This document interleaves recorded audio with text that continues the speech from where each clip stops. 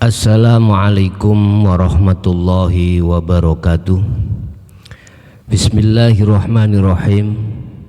Hamdan yu'afi ni'amahu wa yukafi majidah. Ya Rabbana lakal hamdu kama yanbaghi li jalalih. Asyhadu an la ilaha illallah wa asyhadu anna Muhammadan abduhu wa rasuluh. Allahumma salli wa sallim wa barik alaihi wa ala alihi wa ashabihi ajma'in, amma ba'du. Bapak Ibu hadirin jamaah, saudara-saudaraku dimanapun Anda berada, alhamdulillah dalam kesempatan sore hari ini, tepat pada tanggal 18 Agustus, di mana kita telah memperingati Hari Kemerdekaan Indonesia, Dirgahayu Indonesia ke-75. Mudah-mudahan dengan adanya peringatan Hari Kemerdekaan Indonesia ini betul-betul menjadikan satu kesadaran hati kita, di mana hati kita pun juga harus terbebaskan alias merdeka dari penjajahannya hawa nafsu. Bapak Ibu hadirin, banyak pengalaman, pelajaran yang telah diberikan oleh para pejuang-pejuang terdahulu terhadap kita dalam rangka keluar dari belenggu atau penjajahan bangsa lain. Kalau sejenak kita mengenang terhadap perjuangan pejuang-pejuang zaman dahulu Bapak Ibu, maka di situ tidak hanya ditaruhkan jiwa dan raga, tetapi seluruh urusan dunia apapun itu, kehormatan dipertaruhkan demi kemerdekaan Indonesia yang kita cintai.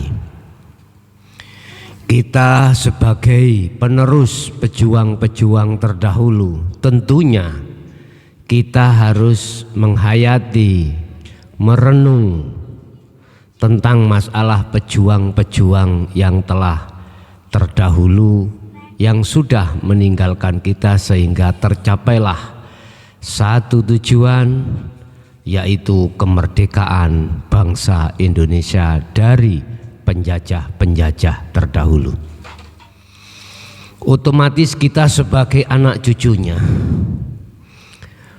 hanya untuk memperingati dan mempertahankan satu ideologi Pancasila di situ. Tentunya kita hidup berdampingan, sesama agama, sesama suku, harus juga kita peduli, harus juga kita bersatu dalam satu tujuan, yaitu mempertahankan satu kemerdekaan yang telah digagas dan dibahas serta dilaksanakan yang tepatnya tanggal 17 Agustus 1945. Oke, itu sekedar sejarah betapa sulitnya dibutuhkan tidak hanya jiwa dan raga, tetapi harta dipertaruhkan. Kami tidak akan membahas terkait masalah secara fisik. Kemerdekaan Indonesia dari cengkraman bangsa-bangsa yang memang menginginkan Indonesia ini menjadi budaknya. Tetapi kami akan berbicara tentang bagaimana keadaan negara hati kita masing-masing. Satu pertanyaan, sudahkah hati ini telah terbebaskan dari belenggu syaitan, belenggu hawa nafsu pada diri kita sendiri?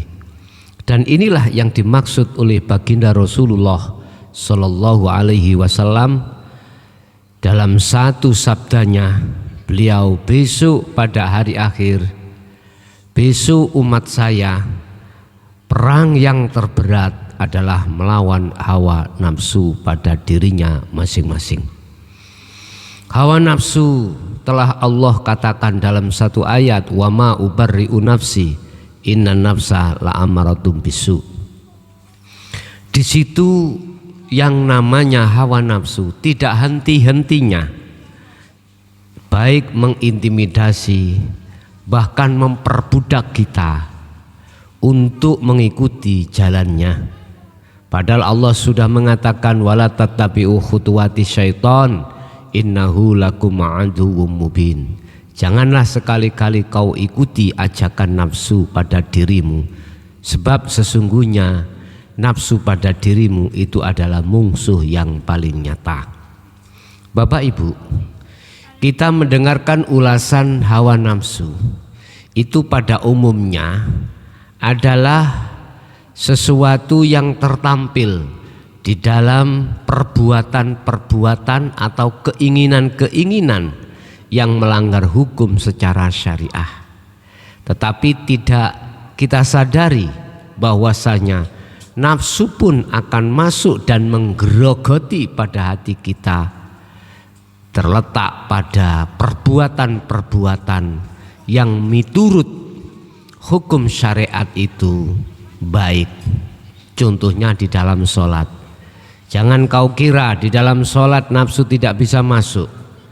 Jangan kira ketika kita berhaji, bersedekah, zakat, puasa, nafsu tidak akan bisa masuk. Tetap nafsu akan masuk di situ untuk mengalihkan niat kita, untuk mengalihkan perjalanan kita, yang perjalanan kita itu menuju dan bertemu Allah. Di situ kita dialihkan tentang masalah pahala, tentang masalah ganjaran, tentang masalah surga dan lain sebagainya. Itu merupakan bentuk kalau hati kita, jiwa kita, ruh kita itu telah dialihkan hawa nafsu perjalanannya, sehingga tidak menuju pada Allah yang sebenarnya, tetapi hati kita masuk di dalam perkara-perkara yang diinginkan oleh hawa nafsu, termasuk surga, pahala dan lain sebagainya. Kami tidak menyentuh pujaan orang lain. Itu termasuk kepentingan nafsu yang kasar, kepentingan nafsu yang halus termasuk di dalamnya. Di situ adalah manakala hati ini menghadap, olehnya melakukan dikarenakan satu pahala atau dimasukkan satu surga. Ini masih kepentingan hawa nafsu yang kita tidak sadari. Dan ini bisa terdeteksi kalau semuanya itu adalah kepentingan nafsu pada diri kita manakala kita melihat dari sudut pandang kacamata hakikat menuju makrifat. Bapak Ibu hadirin, saudara-saudaraku dimanapun Anda berada, tentunya dibutuhkanlah kita beberapa ajaran-ajaran yang menyadarkan hati kita bahwasanya nafsu itu tidak hanya masuk di dalam perbuatan secara fisik jelek atau maksiat, nafsu pun bisa masuk di dalam perbuatan-perbuatan baik ataupun taat secara syariat. Ini bisa kita deteksi manakala pertama kita harus memiliki pembimbing spiritual kejiwaan kita pada Allah Subhanahu wa ta'ala. Tentunya kita harus mencari guru akhirat untuk membimbing hati kita, sekalipun kita termasuk ulama, sekalipun kita disebut ustadz, tokoh agama, pintar, kita itu pandai, kita itu membaca Quran, membaca kitab. Manakala kita belum masuk di dalam ajaran hakikat menuju makrifat, dipastikan hati kita akan terjerumus di dalam kepentingan hawa nafsu. Bapak Ibu hadirin jamaah rahimakumullah, hati yang tidak menyadari tentang itu, siapapun kita, apapun status kita, dipastikan bahwasanya sebetulnya jiwa ini telah terkurung, terbudak, terkunjara dengan hawa nafsu. sehingga siapapun diri kita, tatkala jiwa ini sudah menjadi budaknya hawa nafsu, dipastikan jiwa kita, hati kita akan mengikuti perbuatan yang didasari oleh hukum-hukum hawa nafsu. Apa hukum hawa nafsu itu? Hati dialihkan supaya menghadap selain Allah yang sebenarnya. Jelas, sehingga hati lalai dari Allah atas segala apapun yang dihadapkan kita. Kita lupa, hati ini lupa bahwasanya semua perbuatan sekecil dan sebesar apapun sebenarnya di situ diperankan Allah. Yang memiliki peran itu cuman Allah. Cuman mengapa hati ini lalai dari itu? Justru hati ini mengakukan bahwasanya manakala perbuatan ada kaitannya dengan kita, pasti hati kita akan mengakui kalau itu adalah perbuatan dari kita sumbernya. Manakala itu dari orang lain yang sifatnya makhluk, dipastikan hati kita mengatakan bahwasanya sumber persoalannya itu dari si makhluk ini. Ini pasti Bapak Ibu. Dan ini tidak bisa kita ingkari. Fakta di lapangan pasti karakter hati kita seperti itu. Karena kita masih jadi budaknya hawa nafsu. Inilah Bapak Ibu yang kami maksud, jagatnya hati kita telah dijajah oleh hawa nafsu itu sendiri. Bagaimana ajaran Allah? Qad tabayyana rusdu minal ghayy. Allah mengajarkan tentang masalah ini untuk membebaskan hati dari perbudakan hawa nafsu. Tentunya dan mestinya kita sebagai umat manusia lekas mengwelcome, menerima ajaran Allah tersebut. Manakala satu jiwa menerima ajaran Allah tersebut dan mengamalkan dengan istiqomah, dipastikan di situ kita akan bisa terbebas dari penjara hawa nafsu, yang pada akhirnya kita tidak menjadi budaknya hawa nafsu karena kita sudah merdeka. Akhirnya kita hanya menjadi hamba Tuhan, hamba Allah Subhanahu wa ta'ala.